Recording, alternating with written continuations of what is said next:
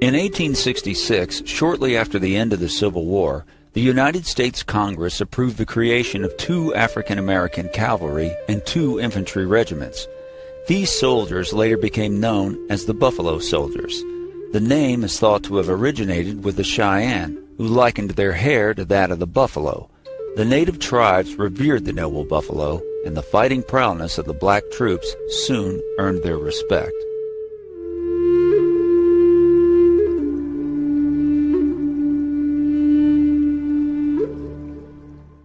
African Americans who had served in the American Civil War were now given their first opportunity to enlist in the Army while the nation was at peace. For a 5-year enlistment, these black troops were offered food, clothing, shelter, and a monthly stipend of $13. This would be roughly $200 a month by today's standards.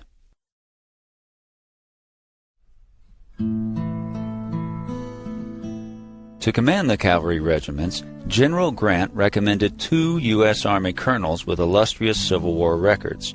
A number of other high-ranking white officers had turned down the command of the black regiments.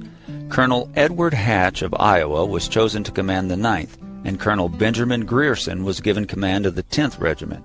Both men took great pride in their new assignments. Both were strong in their defense of the troops who served under them, and in later years, both were quick to praise the courage and commitment of the men of the 9th and 10th.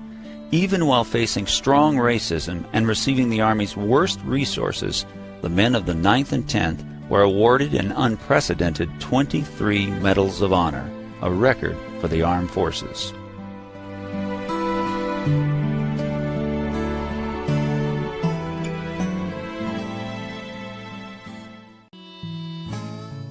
Between battles, the troops patrolled the Southwest and maintained peace on the frontiers. Crews building railroads were dependent on their protection, and thousands of miles of telegraph wires were strung by the soldiers of the 9th and 10th.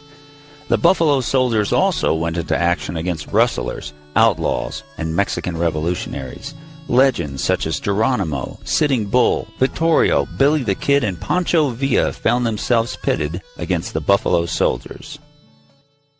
While the conduct and contributions of the black soldiers in the American West remained largely unrecognized by the public, they were recognized for their bravery during the Spanish-American War. Future President Theodore Roosevelt and his Rough Riders became famous for their charge up Cuba's San Juan Hill.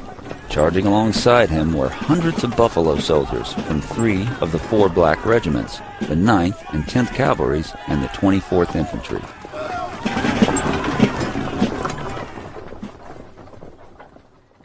During World War I, none of the 4 black regiments were sent to Europe. The 10th Cavalry split its time restoring peace in the Philippines and then joined the 9th in the American Southwest. When the U.S. joined the Second World War, the 9th and 10th were deployed to North Africa. Just 1 month later, both regiments were disbanded and relocated to assist in shipping supplies. On July 26, 1948, President Harry S. Truman signed Executive Order 9981 to integrate the armed forces.